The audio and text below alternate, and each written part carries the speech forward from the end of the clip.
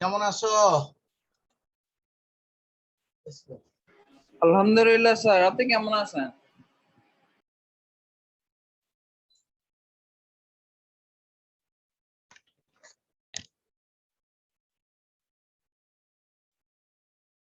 রহিম রাজ, ভালো আছো? Yes sir, ভালো আছি আলহামদুলিল্লাহ। স্যার আপনি কেমন আছেন? হ্যাঁ বলো, কত ক্লাস আপনি করছো? কেমন আছেন? আছি আলহামদুলিল্লাহ। কত ক্লাস করছো? ঈদের আগে? গতদিন বৃহস্পতিবার। No sir. আজ যারা ক্লাস করছিলেন গতদিন, যে ক্লাস করছেন একজন একটু বলেন ক্লাস করছেন কিনা। আমি কি যা যা লেখাইছি ওর সামনে থেকে আগাবো, এই জন্য আগে একজন বলেন কে ক্লাস করছেন এবং লিখেছেন।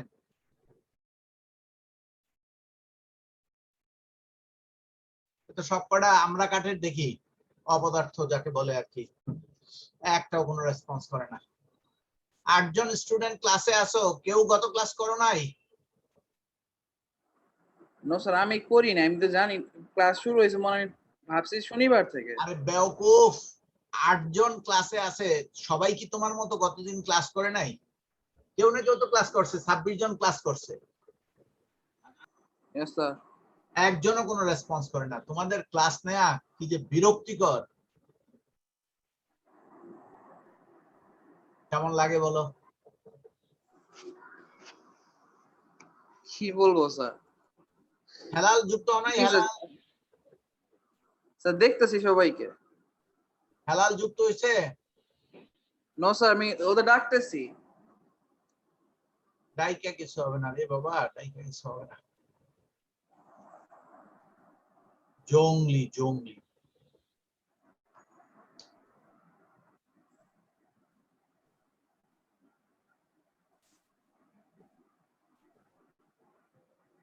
অনিক আদিত্য গত ক্লাস করছো? অনিক আদিত্য শুনতেছো আমাকে? জি স্যার। হ্যাঁ বলো তো অনিক আদিত্য, আর্থিক অবস্থার বিবরণীর কোন কোন কোন কোন বিবরণী গুলাকে আর্থিক বিবরণীর আওতাভুক্ত করা হয়েছে? 5 প্রকার কি কি?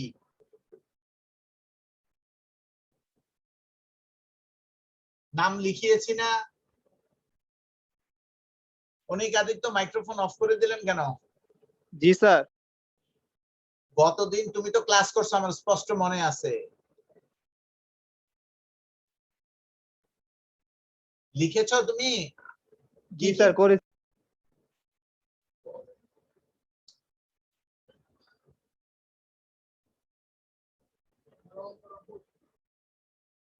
না, অনিক আদিত্য বলতে পারলেন না কি কি বিবরণী আর্থিক বিবরণীর আওতাভুক্ত? গত ক্লাসে যে লিখাইছি আমি নামগুলো। বিশদায় বিবরণী, আর্থিক হ্যাঁ। অবস্থা বিবরণী, হুম। মালিকানা সত্ত্ব বিবরণী, নগদ হ্যাঁ, প্রবাহ বিবরণী। বিবরণী আর ব্যাখ্যা বিশ্লেষণ ও গণনা কার্য, এই 5 প্রকার। জি স্যার।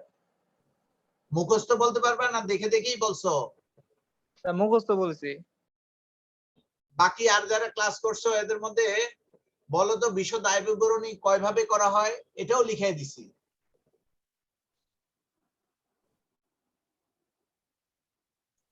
সেবা প্রতিষ্ঠানের জন্য কোন নিয়ম, আর ক্রয় বিক্রয়কারী ও উৎপাদনকারী প্রতিষ্ঠানের জন্য কি নিয়ম। আচ্ছা বাদ দাও, বলে লাভ নাই। দেখো আমরা অঙ্কে চলে গেলাম। হ্যাঁ, প্রথম কাজ, নিট সেবা আয়ের পরিমাণ নির্ণয় করো। রহিম রাজ, খাতা কলম আছে হাতের কাছে? Yes sir. হ্যাঁ, কথা শোনা যায় না, মাইক্রোফোন একটু কাছে নিয়ে তারপরে কথা বললো। হ্যাঁ, একদম কথা না বলে তো ক্লাস নেওয়া যায় না, সম্ভব না, বিরক্ত লাগে আর কি। এই জন্য ওকে স্যার। জি মাইক্রোফোনটা স্যার বলেন। কতে জানতে চাইছে নিট সেবা আয়ের পরিমাণ নির্ণয় করো। তো নিট সেবা আয় হলো রেওয়া মিলে, দেখেন এই যে বুঝাচ্ছি, আপনি আগে লেখেন সুরমা এন্টারপ্রাইজ, লেখে আন্ডারলাইন করেন। বাকি কেউ লেখক না লেখক আপনি লিখেন। এই এতক্ষণে হেলাল আসছে। জি স্যার লিখেছি। আচ্ছা নিচে লেখেন, ক দিয়া লেখেন নিট সেবায়ের পরিমাণ নির্ণয়।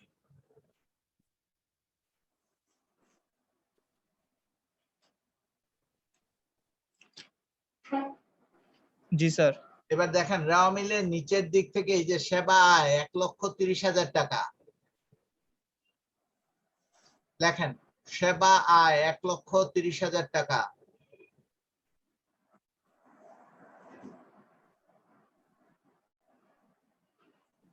জি স্যার লিখেছি। 2 নাম্বার সমন্বয় পড়েন।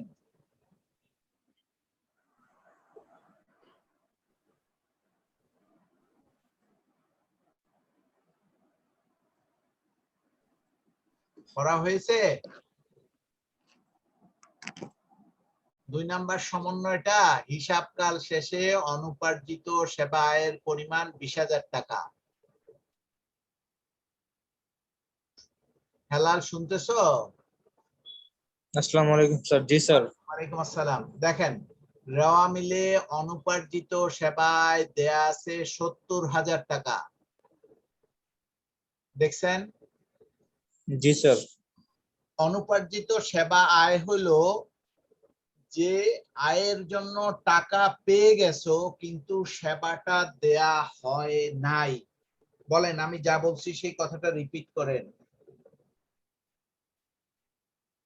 স্যার যে সেবা আয়ের টাকাটা আমরা স্যার অগ্রিম গ্রহণ করছি বা আগে নিয়ে নিয়েছি কিন্তু সেবাটা দেওয়া হয়নি স্যার। হ্যাঁ, এটাকে অনুপার্জিত সেবা আয় বলে। এই অনুপার্জিত সেবায় আমরা অ্যাডভান্স টাকা পেয়েছি কত টাকা? 70,000। আর জি স্যার। সমন্বয়তে বলছে হিসাবকাল শেষে অনুপার্জিত সেবা আয়ের পরিমাণ 20,000 টাকা। অর্থাৎ তুমি যখন অ্যাডভান্স টাকা 70,000 নিছো, তারপর তাকে বিভিন্ন সময়ে সেবা কিছুটা পরিশোধ করেছো, সেবা দিয়েছো। এখন 31শে ডিসেম্বর এসে দেখা গেল যে এখনো অ্যাডভান্স রয়ে গেছে 20,000 টাকা। তার মানে তাকে সেবা প্রোভাইড করা হয়েছে কত টাকার? সেবা দেয়া হয়েছে কত টাকার? 50,000 টাকা স্যার। 50,000 টাকা। এবার যোগ করেন ওই সেবা আয়ের সাথে, নিচে লেখেন যোগ উপার্জিত সেবা আয়। যোগ উপার্জিত সেবা আয়।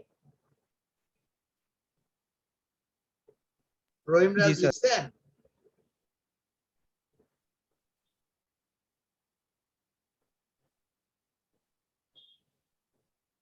জি স্যার লেখা শেষ। আচ্ছা, যোগ করো। যোগ করে কত হলো বলো?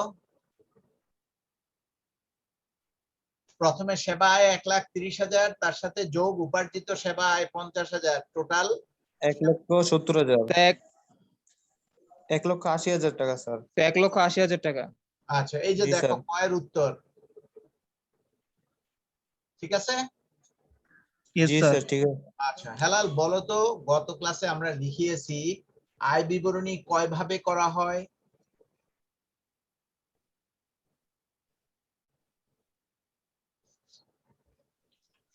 স্যার 2 ভাবে। 2 ভাবে। কি? দুই ভাবে স্যার। হ্যাঁ জি হ্যাঁ স্যার। হ্যাঁ, বলো বলো কি কি একটা বলো। একক ঘর আর একটা স্যার বহু ঘর। এক ধাপ বিশিষ্ট একক ঘর বিশিষ্ট একটা লিখাই নাই। স্যার, একটা এক ধাপ এক আর ধাপ বহু বিশিষ্ট ধাপ আর স্যার। একটা বহু ধাপ বহু ধাপ বিশিষ্ট। বিশিষ্ট। কোন ধরনের প্রতিষ্ঠানে এক ধাপ বিশিষ্ট বলো?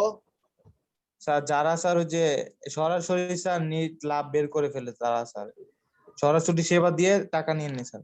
সেবা প্রতিষ্ঠান, এই কথাটা আমি লিখতে জি বলছিলাম। স্যার। হ্যাঁ, জি স্যার লিখেছি সেবা একটা প্রতিষ্ঠান নইলে স্যার। তুমি এই যে কি জানি বলো নিট লাভ একবারে নির্ণয় করে, ওই যে যারা সেবা দিয়ে আয় করে, এটা না। উত্তরটা হলো সেবা প্রতিষ্ঠানের আয় বিবরণী এক ধাপ বিশিষ্ট। আর আরেকটা নিয়ম কি? বহু ধাপ বিশিষ্ট। কয় ধাপে সেখানে জি নিট স্যার। লাভ নির্ণয় হয় বহু ধাপ বিশিষ্টতে? বলো, খাতা দেখে বলো। স্যার 3টিতে। 3টা ধাপ। প্রথম ধাপের রেজাল্টের নাম কি? স্যার মোট লাভ। দ্বিতীয় ধাপের রেজাল্টের নাম কি? পরিচালন লাভ। তৃতীয় ধাপের রেজাল্টের নাম নিট লাভ। নিট লাভ। তাহলে লিখাইছি কোন ধরনের প্রতিষ্ঠান সেটাও লিখাইছি আগে। বলো তো কি কি? ক্রয় বিক্রয়কারী প্রতিষ্ঠান ও উৎপাদনকারী প্রতিষ্ঠান। উৎপাদনকারী প্রতিষ্ঠান। জি এই স্যার। 2 ধরনের প্রতিষ্ঠানে বহু ধাপ বিশিষ্ট, আর সেবা প্রতিষ্ঠানে এক ধাপ বিশিষ্ট। বুঝলেও উত্তর এইটা, না বুঝলেও উত্তর উত্তর এটা। এটা। বুঝলেও এটা, না পরের লাইন বুঝলেও এটা। না না বুঝলেও এটা। বুঝলেও এটা। হ্যাঁ, তো এবার আমাদেরকে খতে বলছে আয় বিবরণী প্রস্তুত করো। আয় বিবরণীর ছক দেখাই দিতেছি, ছক কাটো। এই যে ছক, ছক কাটো, আয় বিবরণী করিয়ে দিব। তুমি বুঝো বা না বুঝো, আমি আমার কাজ করে যাব। কারণ তোমরা প্রশ্ন করো না।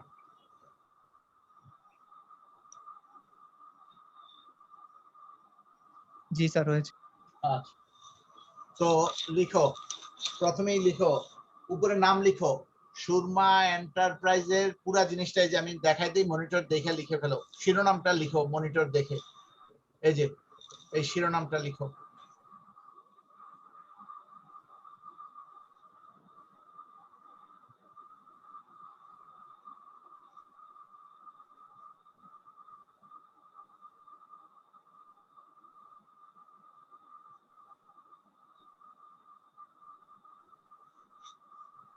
লিখছো? জি স্যার জি স্যার লিখেছি। লেখা হয়েছে। আচ্ছা, এবার আমি করাবো। সেবা প্রতিষ্ঠানে নিট লাভ নির্ণয়ের ধাপ কয়টা একবার বলো।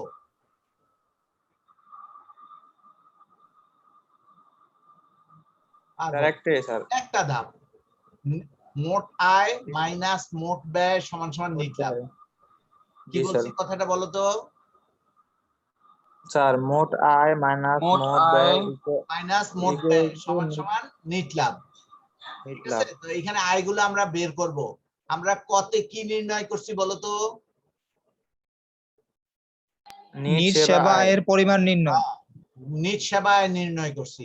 তাহলে লিখো, এই যে এরকম করে লিখো, এই যে নিট সেবা আয়, আয় সমূহ লিখে আন্ডারলাইন করো। টাকার গড় দুইটা দিয়েছো তো? জি জি স্যার। স্যার।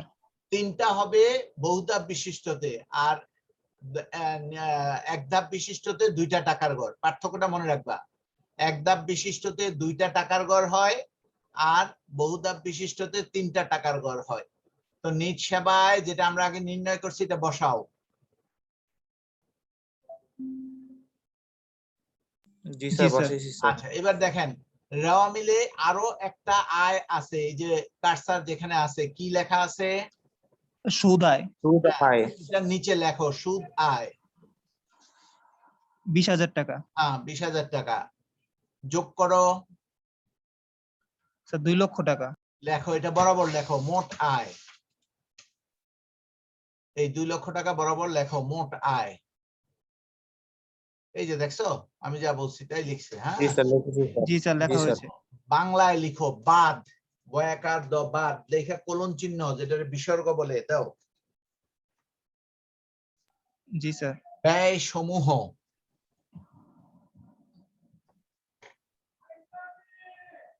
জি স্যার লেখা হয়েছে। আন্ডারলাইন করো। জি স্যার লিখেছি। জি স্যার।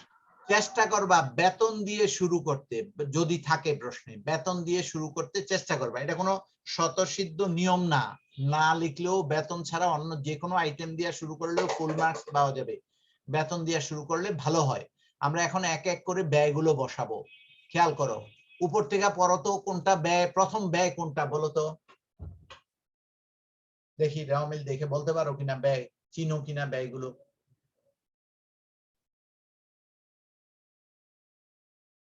স্যার একটু উপরে নেন স্যার, দেখা যাচ্ছে না প্রায়। উপরে নিবো আরো? জি স্যার। জি স্যার একটু উপরে নেন। জি স্যার হচ্ছে স্যার। এখন ঠিক আছে? না স্যার একটু না উপরে নেন স্যার, স্যার। আর একটু উপরে নিতে হবে উপরে না স্যার। নিচের দিকে?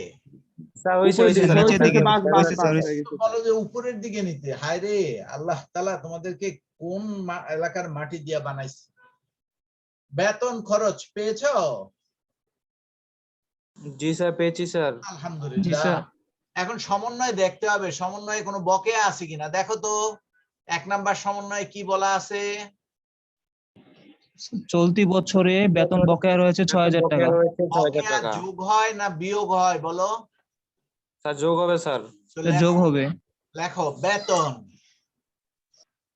বেতন ইনার কলাম, দুইটা কলামের ভিতরের দিকে লেখো, এটাকে ইনার কলাম বলে, 30,000। তার নিচে লেখো যোগ বকেয়া। একটু তাড়াতাড়ি করো, বেতন 30,000 যোগ বকেয়া 6,000 টাকা। জি জি। এবার যোগ করে প্রথম টাকার করে কত? 24,000। 36,000 টাকা স্যার। 36,000 টাকা। আচ্ছা, ইয়ে যুক্ত হয় নাই? ওই যে মিরপুরের কি যেন ছেলেটার নাম উল্টাপাল্টা কথা বলে যে, স্যার আতিক, আতিকের বোন আতিক। অসুস্থ। অসুস্থ? জি স্যার, হসপিটালে ভর্তি স্যার। ইন্না লিল্লাহি ওয়া ইন্না ইলাইহি রাজিউন। কি হয়েছে ওর? স্যার ওর না স্যার, আতিকের বোনের। ও আচ্ছা আচ্ছা আচ্ছা, আল্লাহ সবাইকে সুস্থ করবে। ভাড়া খরচ, পরের এন্ট্রি লেখো, ভাড়া খরচ। টাকা লেখার আগে দেখো তো 3 নাম্বার সমন্বয় দেখা যাচ্ছে মনিটরে? জি স্যার। জি কত স্যার। টাকা? স্যার 2000 টাকা। স্যার 2000 টাকা স্যার। বছরে? না স্যার, প্রতি মাসে। মাসে স্যার, মাস। বছরে কত হবে? আর কত? Sir 24,000 sir. 24,000। আর রেওয়া মিলে ভাড়া দেয়া আছে কত হাজার? স্যার 25,000। 25,000 স্যার, 1,000 বেশি দেওয়া আছে স্যার। এটাকে অগ্রিম বলে। জি স্যার। তাহলে লেখো ভাড়া 25,000 বাদ অগ্রিম 1,000। জি স্যার। জি স্যার লিখেছি। ভাড়া 25,000 মাইনাস অগ্রিম 1,000। 24,000 স্যার। 24,000 স্যার। আচ্ছা, পরের এন্ট্রি উপযোগ খরচ।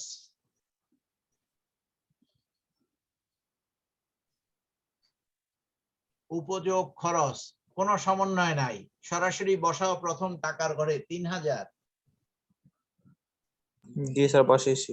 পরের এন্ট্রি অফিস খরচ।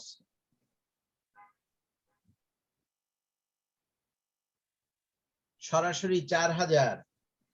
কয়টা খরচ হলো এ পর্যন্ত বলো তো? স্যার 4টা স্যার। নাম পড়ো, নাম পড়ো, কি কি খরচ লিখছো পড়ো। স্যার বেতন খরচ, তারপর হচ্ছে ভাড়া খরচ, উপযোগ খরচ আর উপযোগ খরচ, অফিস অফিস খরচ। খরচ। ঠিক আছে, এবার 4 নাম্বার সমন্বয় পড়ো। মনিটরে দেখা যাচ্ছে 4 নাম্বার সমন্বয় কি আছে? স্যার অফিস সরঞ্জামের উপর 10% 10% হারে অবচয়। অবচয় ধার্য করতে হবে। এই যে দেখো অফিস সরঞ্জাম 1,20,000 টাকা। অবচয় কি একটা খরচ না আয়? অবচয় খরচ স্যার। খরচ। তো লেখো অফিস সরঞ্জামের অবচয়। অফিস সরঞ্জামের অবচয় 12,000 টাকা। ফারদিন এডমিশন চাচ্ছে, আমার ফারদিনের উপর খানিকটা রাগ আছে।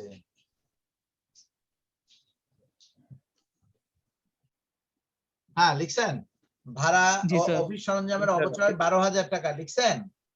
জি জি স্যার স্যার, লিখছি স্যার। আচ্ছা, এবার দেখেন তো রেওয়া মিলে কোনো অনাদায়ী পাওনা সঞ্চিতি কিছু আছে? নাই। না স্যার। না স্যার নাই। 5 নাম্বার সমন্বয় বসে প্রাপ্য হিসাবের 5% অনাদায়ী পাওনা সঞ্চিতি ধার্য করতে হবে। তো নতুন অনাদায়ী পাওনা সঞ্চিতির জন্য যাবে দেওয়া হয় অনাদায়ী পাওনা হিসাব ডেবিট, অনাদায়ী পাওনা সঞ্চিতি হিসাব ক্রেডিট। আপনারা লিখেন অনাদায়ী পাওনা, অবচয়ের নিচে লেখেন অনাদায়ী পাওনা। লিখছি জি স্যার। স্যার, জি স্যার লিখেছি। দেখেন প্রাপ্য হিসাব আছে 80,000, তার 5%, 80,000-এর 5% 4,000 টাকা। এবার যোগ করেন সবগুলো খরচ।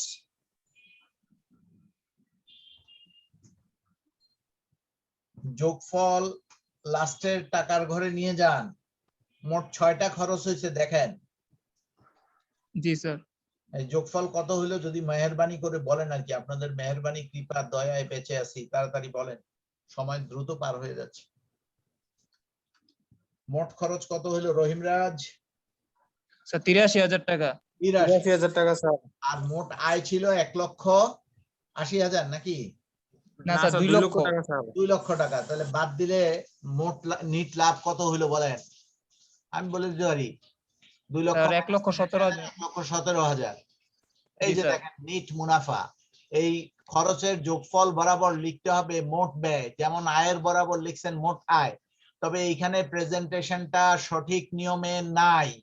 এই মোট আয় কথাটাই কারসার যেখানে দেখাইছে এই বরাবর হবে, মাঝামাঝি না, মাঝামাঝি না, মাঝেরও ডান পাশে। মোট ব্যয় কথাটা একই বরাবর হবে, নিট মুনাফা একই বরাবর হবে, এরকম একদম পাশে না। তাহলে নিট মুনাফা মিলে গেল? জি স্যার। প্রশ্ন থাকলে করেন। দেখেন আমরা ভাড়া খরচ যেভাবে দেখাইছি এখানে এইভাবে দেখায় নাই, এই পদ্ধতিটা ভুল। আমরা যেটা দেখাইছি সেটা সঠিক, কারণ রেওয়া মিলে ভাড়া খরচ দেয়া আছে 25,000, এইখানে সরাসরি লিখছে 24,000, অসম্ভব। ভাড়া 25,000 বাদ অগ্রিম 1,000, তারপরে আসছে 24,000। এটা সঠিক পদ্ধতি না। কোনো প্রশ্ন থাকলে করো, না হয় আমরা গতে চলে যাব। স্যার কোনো প্রশ্ন নেই। প্রশ্ন একদম নেই স্যার। প্রশ্ন নাই, বাকিটা কি একই কথা? জি স্যার, প্রশ্ন নাই স্যার। জি স্যার। আর্থিক অবস্থার বিবরণীর ছক কাটো, ছক দেখাই দিতেছে আমি, এই যে ছক, এই জিনিসটাও লেখো, এই ছকটাও কাটো।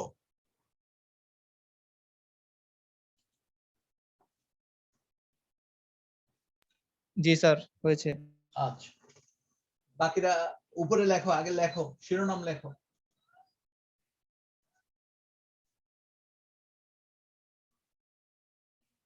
সুরমা এন্টারপ্রাইজের আর্থিক অবস্থার বিবরণী 2020 সালের 31শে ডিসেম্বর তারিখে প্রস্তুতকৃত। আর্থিক অবস্থার বিবরণী আর আয় বিবরণীর কথা একটু পার্থক্য আছে। দেখো এখানে লিখছে সমাপ্ত বছরের জন্য, আর এখানে লিখছে এত তারিখে প্রস্তুতকৃত, পার্থক্য আছে। হ্যাঁ, পার্থক্যটা আলোচনা এখন করা সম্ভব না। জি স্যার, বুঝেছি। আচ্ছা, আমরা গত ক্লাসে বলে দিয়েছি অথবা লিখিয়েছি আর্থিক অবস্থার বিবরণী দুই ভাবে করানো হয়, একটা বিন্যস্ত, একটা অবিন্যস্ত। গত ক্লাসে না বললেও আজকে বলছি না বলি নাই? স্যার বলেছেন। কয় ভাবে করা হয়? বলেছেন স্যার। কয় ভাবে? দুই ভাবে স্যার, একটা বিন্যস্ত আর একটা অবিন্যস্ত। কেউ কি অবিন্যস্ত। লিখছেন এই কথাটা? কেউ কি লিখেছেন, এই নোটটা লিখেছেন যে আর্থিক অবস্থার বিবরণী দুই ভাবে করা হয়? লিখেন না? এখন লিখেছি। জি স্যার, লিখছি। আচ্ছা, বিন্যস্ত কি অবিন্যস্ত কি বুঝেন? সবগুলো সম্পদের ডিউরেশন বা মেয়াদ একরকম হয় না। একটা আসবাবপত্র যতদিন যাবে, একটা দেনাদারের মেয়াদ ততদিন না। কথা বুঝে আসছে?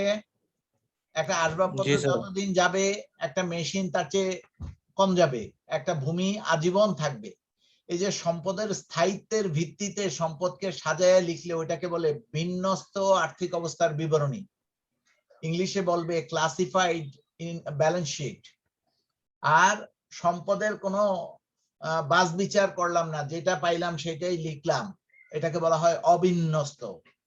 যেমন এখন তোমরা যে আমার সাথে ক্লাস করতেছো, তোমার কি আয়নার সামনে দাঁড়ায় দেখার দরকার আছে যে শার্টটা ঠিকভাবে ইন হয়েছে কিনা, চুলটা ঠিক আছে কিনা, আমি কি ছাত্রর মতো দেখাচ্ছি না আমি মাছ বাজারের মাছওয়ালার মতো দেখাচ্ছি? দেখার দরকার আছে? না স্যার দেখার প্রয়োজন নেই। না স্যার। প্রয়োজন নাই। এটাকে অবিন্যস্ত, তুমি অবিন্যস্ত অবস্থায় ক্লাস করতেছো। কেউ কেউ আছেন অত্যন্ত ভালো, চেষ্টা করে যাচ্ছেন, ক্লাস করতেছেন, অ্যাটেনটিভলি শুনতেছেন, লেখার চেষ্টা করতেছেন। কেউ আছে অন করে দিয়ে চলে যায়, কেউ আছে পা দুইটা টেবিলের উপর উঠাই দিয়া চিত হয়ে পড়ে আছে, যে মাস্টারে যা কয় খুব মোল্লা মানুষ, হ্যাঁ আমার চেয়ে বেশি জানে নাকি। এই অবিন্যস্ত অবস্থা। কিন্তু আপনি যখন কলেজে আসবেন তখন কি এরকম ঘুমেরতে উঠেই যে অবস্থায় ছিলেন, আলু থালু অবস্থা বলে বাংলায়, এই অবস্থায় চলে আসবেন কলেজে? নো না স্যার। স্যার। না স্যার। দাঁত ব্রাশ করবেন, নাস্তা করবেন, ব্যাগটা গুছাবেন, ওয়ালেটে কিছু টাকা ঢুকাবেন, আয়নার সামনে কয়েকবার দাঁড়াবেন, কারণ খালামণিরা আছে, কলেজের গেটে আসতে হবে, আপনাকে একটু হিরো হিরো ভাব দেখাইতে হবে, হ্যাঁ, হিরো আলম। তো তখন সেটা হলো বিন্যস্ত।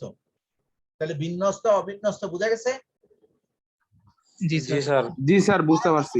উদাহরণটা মনে রাখেন। হ্যাঁ, আচ্ছা, আমরা জি স্যার। বিন্যস্ত করব। এখানে বিন্যস্ত বলেনি, তারপরে বিন্যস্ত শিখাই, কারণ অবিন্যস্ত এটা কোনো শিখার জিনিস না, যা খুশি তাই লিখবো, এটা হলো অবিন্যস্ত। আর যেভাবে খুশি ওইভাবে না লেখা নিয়মতান্ত্রিক লিখলে সেটা বিন্যস্ত।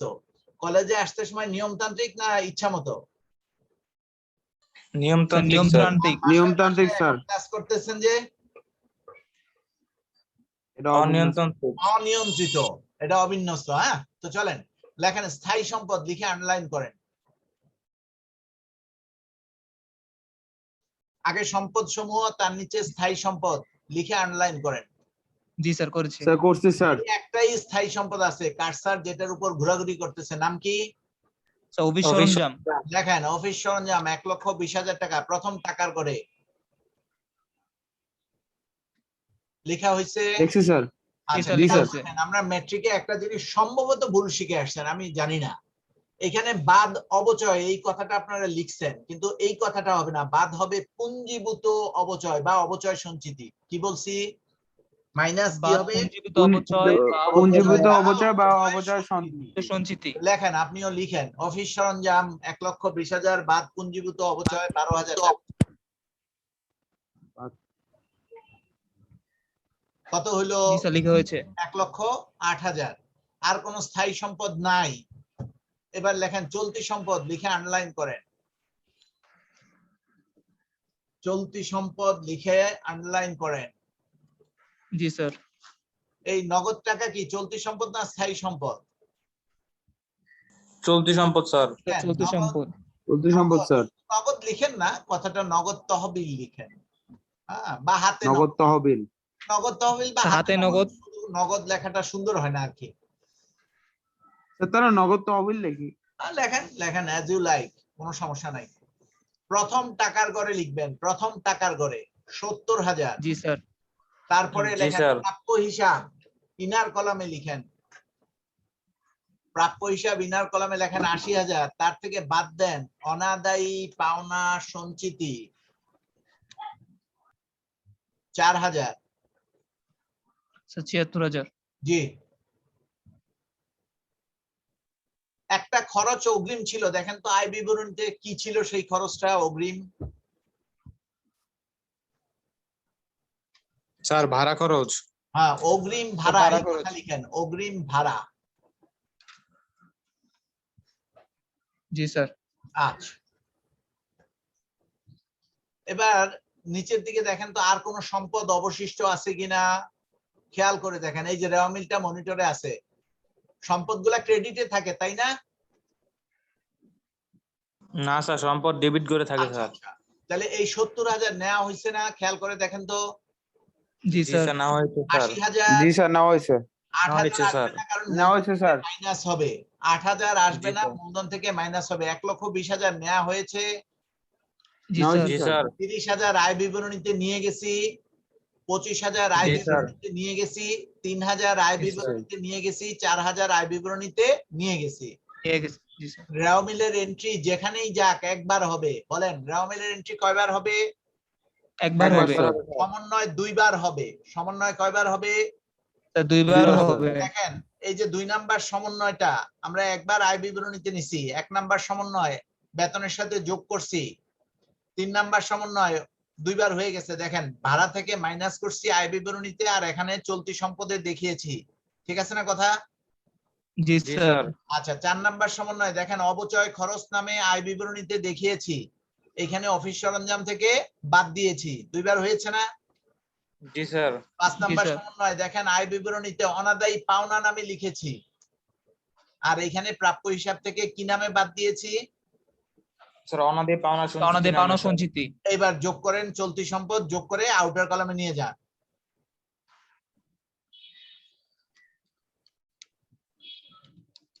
চলতি সম্পদ মোট কয়টা লিখছেন? সংখ্যা বলেন। স্যার 3টি স্যার। 3টি। আর স্থায়ী সম্পদ 1টি। এবার মোট সম্পদ নির্ণয় করেন। আর মনিটরে দেখানো রেজাল্টের সাথে এগ্রি করেছে কিনা দেখেন, মিলেছে কিনা।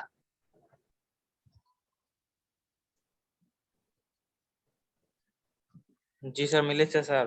আচ্ছা, এবার এই যে শিরোনামটা আছে, এই শিরোনামটা লিখেন দায় ও মালিকানা সত্ত্ব। জি স্যার লিখেছি।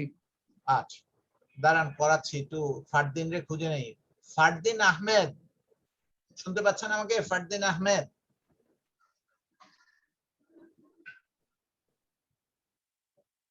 এটা অরিজিনাল নকলটা, যেটা আমার সাথে কথা বলতো এটা ওইটা না।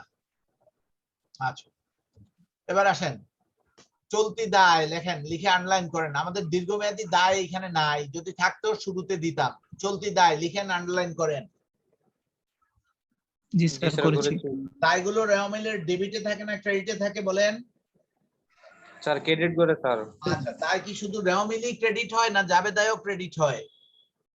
স্যার একটু তাড়াতাড়ি বলেন। জাবেদা স্যার ডেবিট। জাবেদায় জি স্যার। ডেবিট হয়? বাবারে, কে যেন আমারে না আগে। স্যার, ক্রেডিট হবে স্যার। আর আপনি প্রশ্ন করলে উত্তর দিব কিভাবে? কিছু হইলে আপনি বলেন যে ভ্যানে করে আজিমপুর পাঠিয়ে দিবেন। সাদে বলি রে বাবা, বলো আমার কি স্বাদ লাগে তোমার আজিমপুর পাঠাইতে? তোমার আজিমপুর পাঠাইলে কি তোমার ভাগের চালটা আমার ভাগে আসবে?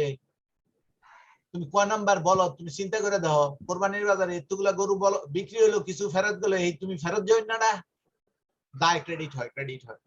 তো দেখেন প্রদেয় হিসাব একটা দায় লিখেন। প্রদেয় হিসাব কত টাকা আছে হেলাল? স্যার 40,000। 40,000 লেখা কমপ্লিট। জি স্যার। জি অনুপার্জিত স্যার, লেখা কমপ্লিট। সেবায় খেয়াল করেন, অনুপার্জিত সেবায় 70,000 পুরাটাই অনুপার্জিত আছে, না সমন্বয়ে যে 20,000 টাকা বলছে এটা অনুপার্জিত আছে?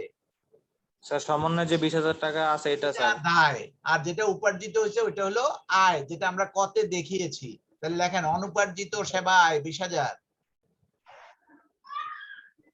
কমপ্লিট? জি স্যার কমপ্লিট। আচ্ছা, দেখেন তো 1 নাম্বার সমন্বয় এটা কি দায় কিনা? ব্যয় বকেয়া দায় না সম্পদ? স্যার দায় স্যার। দায়। লেখেন দায়। বকেয়া বেতন কত হাজার বলেন? 6,000 স্যার। 6,000। 6,000 স্যার। বাস, আমাদের চলতি দায় শেষ। চলতি দায়গুলো যোগ করেন। Okay sir. কত হয়েছে যোগ করে বলেন? 63,000 স্যার। আচ্ছা, 66,000। মালিকানা সত্ত্ব লিখে আন্ডারলাইন করেন। আমরা কি এখন এক মালিকানা প্রতিষ্ঠানের অঙ্ক করছি না যৌথ মূলধনী প্রতিষ্ঠানের অঙ্ক করছি? স্যার এক মালিকানা স্যার। আচ্ছা, যে কজন ক্লাসে আছেন, সম্ভবত 12 জন আছেন এখন ক্লাসে। এই শাহরিয়ার সাহেব নিয়ে 13 জন হলো। একটা কথা শুনে রাখেন, এগুলা বইতে খুঁজে পাবেন না, এগুলা শিখতে হয়, স্যারদের কাছ থেকে শিখতে হয়। তোমাদের দুর্ভাগ্য আমার মতো বলদের ক্লাস পাইছো। এক মালিকানা প্রতিষ্ঠান আর যৌথ মূলধনী প্রতিষ্ঠান রেওয়া মিল দেখে চিনার দুইটা উপায় বলতেছি। দুইটা উপায়। কয়টা উপায়? স্যার দুইটি উপায়। দুইটি উপায় স্যার। না কলমও চালাবেন? স্যার কলমও চালাবো স্যার। দেখেন এই অঙ্কে মূলধন কথাটা আছে, মূলধন।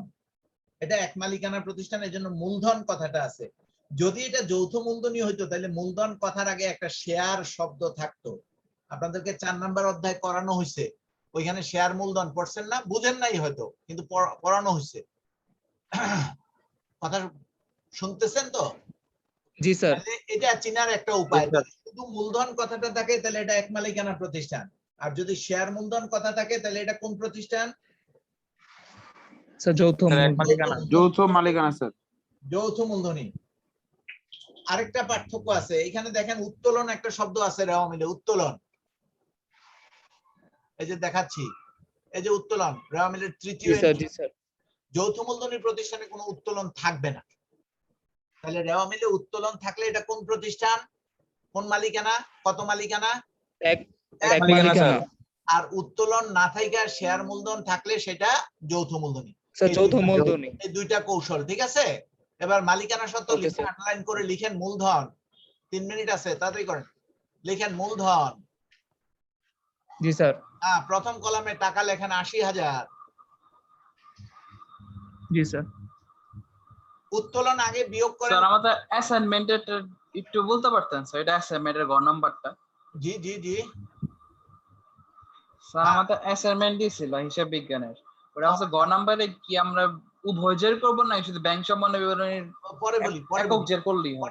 পরে বলি। Okay sir. মূলধন 80,000 লেখা হয়েছে, ওকে স্যার। জি স্যার। মাইনাস উত্তোলন, বাদ উত্তোলন, মাইনাস উত্তোলন লেখেন।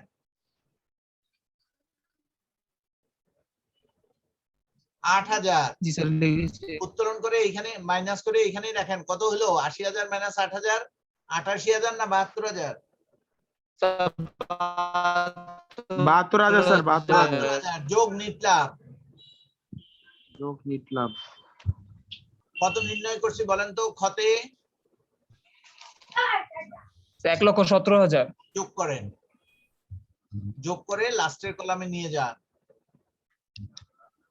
1,89,000। হ্যাঁ, এবার মোট দায় যোগ করেন। 66,000 আর 1,89,000 যোগ করেন। স্যার 2,55,000। এইবার এটার পাশে লেখেন মোট দায়। মালিকানা সত্ত্ব না লিখলেও চলবে, মোট দায়। ওইখানে জি স্যার লেখেন লিখেছি। মোট সম্পদ, এখানে লেখেন মোট দায়। লিখছি স্যার। লিখেছি। এবার প্রশ্ন থাকলে করেন, আমাদের আরো 1 মিনিট ক্লাস আছে। প্রশ্ন থাকলে করেন, শেখার জন্য প্রশ্ন করেন, কোনো বিকল্প নাই। আর যাই বলেন প্রশ্ন করলে ওই স্টুডেন্টরা আমি পছন্দ করি, কিন্তু এই প্রশ্ন করেন না স্যার আপনি বিয়ে করছেন কিনা, এটা কোনো বুঝছেন না, এটা প্রশ্ন না। আপনার কোর্স স্যার অ্যাসাইনমেন্টের গ নাম্বার। জি গ নাম্বার বলেন, গ নাম্বার প্রশ্ন কমপ্লিট প্রশ্ন করেন। স্যার কি উভয় জের হবে নাকি একক একক জের, এটা যদি জিজ্ঞেস করতেছিলাম। কথা শোনা যাচ্ছে না। স্যার অ্যাসাইনমেন্টের ঘর নাম্বারটা কি একক জের হবে নাকি উভয় জের হবে? তোমাদের মধ্যে কেউ কি বলতে পারো যে প্রশ্ন করছে সেই প্রশ্নটা কি করছে? আমি প্রশ্নটা বুঝি নাই। স্যার বলতেছে স্যার অ্যাসাইনমেন্টের গ নাম্বার কি মানে উভয়জের হবে নাকি একক জের হবে? অ্যাসাইনমেন্ট কবে দিয়েছে? স্যার চতুর্থ সপ্তাহটা দিয়ে দিয়েছে স্যার স্যার। চতুর্থ দিয়ে সপ্তাহতে দিয়েছে? স্যার। আচ্ছা আচ্ছা, ওইখানে কি মানে তোমাদের প্রশ্নটা হচ্ছে কি মানে একবার উভয়জের হবে নাকি স্যার বহুদল একক জের বিশিষ্ট হবে? এই প্রশ্নটা? হ্যাঁ স্যার, আমি প্রশ্নটা বলি স্যার, শুনেন। হ্যাঁ বলো। উপরোক্ত তথ্যের আলোকে সংশোধিত জের পদ্ধতিতে একটি ব্যাংক সমন্বয় বিবরণী প্রস্তুত করো। ব্যাংক সমন্বয় বিবরণীতে তুমি এই এক ধাপ বহু ধাপ এগুলো আনতেছো কেন? এটা আমরা স্যার, আলোচনা করে দিব। এখানে এটা জমা দেওয়ার তারিখ কবে বলো? জমা দেওয়ার তারিখ কবে? স্যার স্যার, আপাতত এখনো কিছু স্থগিত এখনো করে বলে নাই, রাখছে স্যার। স্যার। তোমরা যে আপাতত এই স্থগিত assignment-টা করে আমাকে রাখছে। কেউ একজন মেইল করে দিও, আমি অ্যাসাইনমেন্ট দেখে সমাধান করায় দিব আগামী ক্লাসে। আচ্ছা স্যার। ঠিক আছে? আচ্ছা,